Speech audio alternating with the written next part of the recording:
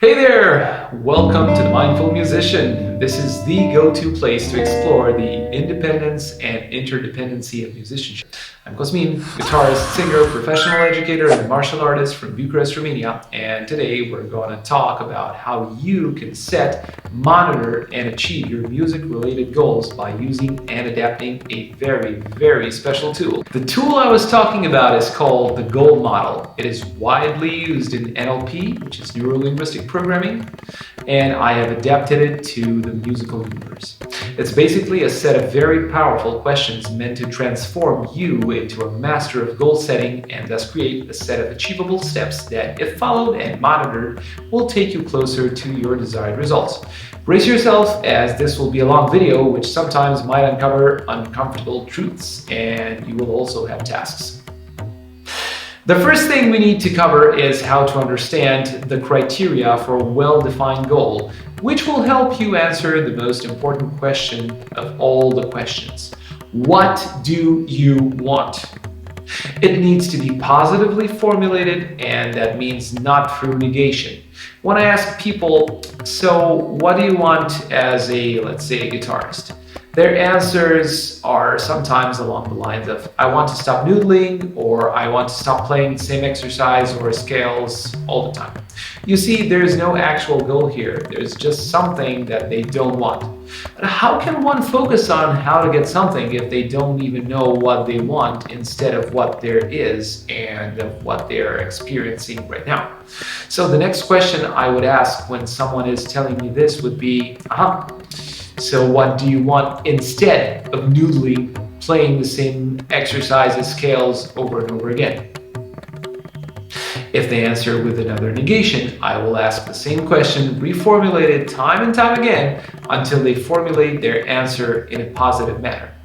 This is a very important aspect, so please don't make your own life miserable and keep telling yourself what it is you don't want. How about telling yourself what it is you want instead? For instance, it is tons better to switch from I want to stop noodling, a goal which is negatively formulated, to I want to be able to choose a concept used in guitar playing and to understand it, learn it, and implement it in my music. This is a goal which is positively formulated. Now that you know this, press pause and write down your positively formulated answer to what do you want. Moving on, it needs to be precise and specifically defined in respect to the senses: visual, auditory, kinesthetic, olfactive, and gustatory. This one is pretty tough for a lot of people because it takes a certain kind of training in describing a subjective type of experience so that you make it feel real for you or for others as well. To give you a hint, the sensory description is that crucial element that makes an amazing story amazing, or the lyrics of a brilliant song convey such a powerful message. We mostly use a lot of abstract terms, nouns, and verbs, which can mean anything when we talk to people, to ourselves, or express ourselves in writing. But once you get into describing things in terms of a sensory-based experience, it can all become much more clearer as those abstract terms start to actually mean something specific, exactly as it is for you. Congratulations! If you can already do that, you are describing your subjective experience. This is a very powerful tool because once you start getting good at this, you will begin to describe the future in greater detail. More precisely, your desired future. Once you do this and you already have a clearer and clearer sensory description of this future, you are already on your way to make it turn into reality. The bottom line is that the way you speak about something shapes that something into the fabric of your own reality, and it becomes exactly what you make of it. And we'll definitely enter this topic in another video, which you can watch right here. As I mentioned, it's just like good storytelling, but it's a story you need to tell yourself in great detail, and that needs to describe what you feel, see, hear, smell, taste, or tell yourself and others when the case requires it, in respect to your desired goal. To make a long story short, after making sure that it is positively formulated, describe the sensory experience that you wish to live when defining your goal. By the way, this affirmation I used above I want to be able to choose a concept used in guitar playing and to understand it, learn it, and implement it in my music is positively formulated, but at the same time is filled with abstract terms. There is no sensory description here, so here's a first exercise for you today. How would you reformulate your answer to the initial question, what do you want, in such a way that it would be stated using sensory description? It would be absolutely great if you would press the pause button and do this right now. Welcome back. Then, it needs to be contextualized. Alright, now it starts to look, feel, sound, smell, and taste like we're getting somewhere. If your goal was positively defined and described based on a sensory experience, now it is time to contextualize it. By that, I mean that in order for you to clearly define your goal, you need to be able to address the following question. What? You already covered this one before. When? How often? For how long? Where? With whom? In what conditions? These are very important questions that need to be answered precisely, even if you feel like it's something about them you don't yet know, because the other questions that we will explore later will have meaningful impact on what you will have answered now, and thus create new answers which are more suitable for your reality. So let's get to the next task, which is to answer the questions I just stated. Pause the video and do it now. Next, it needs to be under your own influence. Some people are super eager to describe goals which are not really under their influence. The main idea is to make the goal about you, not about somebody else. If your goal would sound something like, I want my kid to be able to choose a concept using guitar playing and to understand it, learn it, and implement it in his or her music, you have started on the wrong foot already. You need to want something for yourself when defining a goal. So you see, the I in the I want needs to be about yourself. Let the others take care of their own journey and you focus on your own goals and desires. Press pause, take a moment, if necessary, revise your goal and make it about yourself. Moving on, at this point, a very strong question that I encourage you to honestly ask yourself about this is, what am I doing about this, which is your goal, now or in the present? What depends on me? What can I do about achieving my goal? What is that unique action that if I do and keep doing, I will most certainly achieve my goal? Press pause and write your answers down. Alright, I warned you this will be long. But now that you hopefully have a better idea about how to formulate your answer when you're asking yourself or you're being asked what you want, you're already on a much better path. Let's go to the next set, which covers what is now instead of what you want. The answers will cover the aspects related to your current inner state in respect to this and also your current behavior or actions. So to be more precise, what is it that you do in the present instead of what you previously said that depends on you or what you can do about achieving your goal?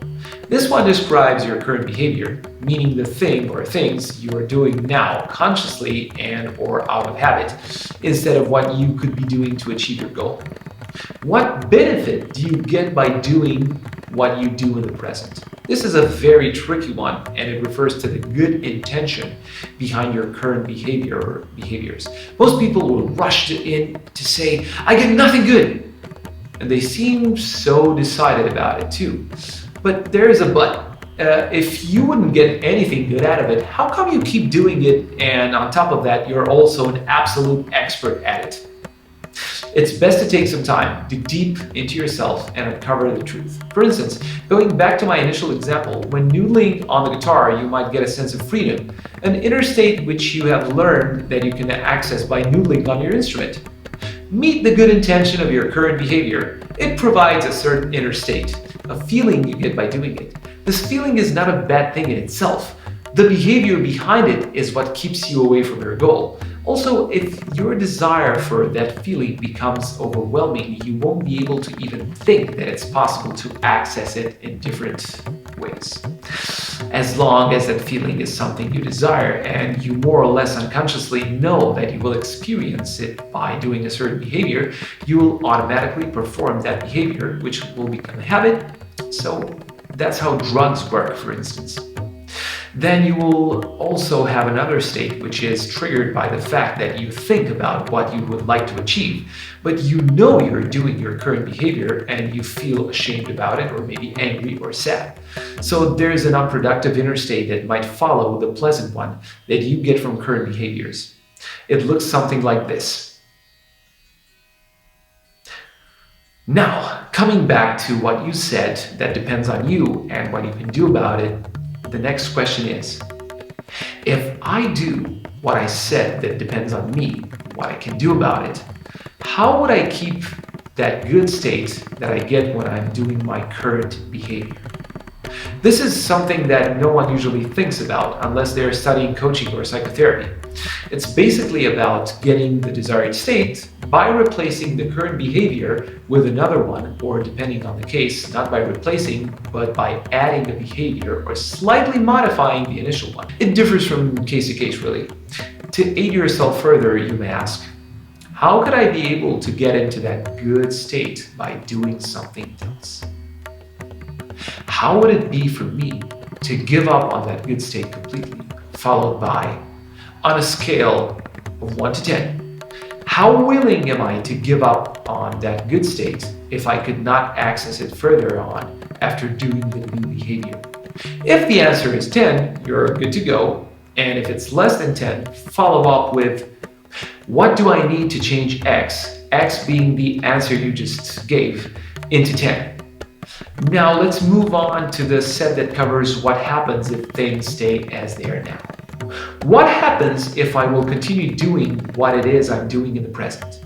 What will my life look like, and how will I feel in, let's say, 1 year from now? How about 5? And how about 10?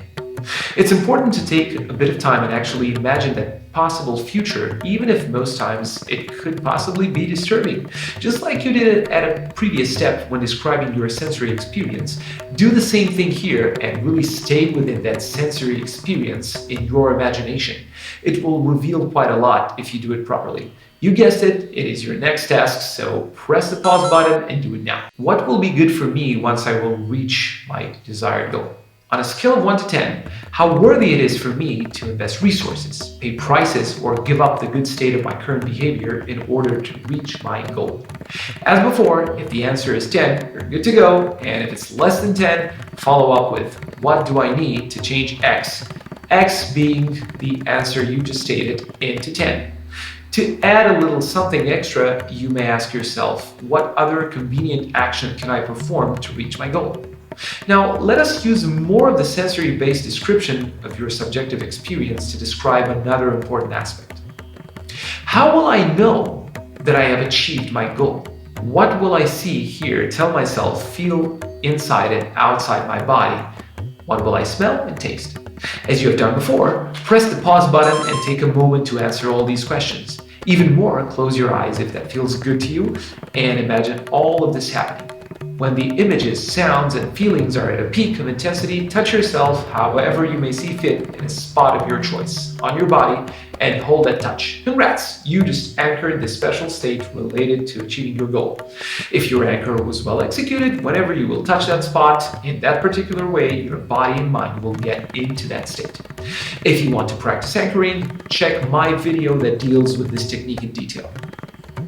Let's move on to a stingy one. Prices you will have to pay in order to achieve your goal. It's childish to think that you will be able to achieve a goal without paying any price. It's a universal law stating that in order to get something, you must always give something in return. Prices can mean a lot of things, although I bet you were thinking about money. So here it goes. What do I have to give up in order to achieve my goal? On a scale of 1 to 10, how willing am I to give it up?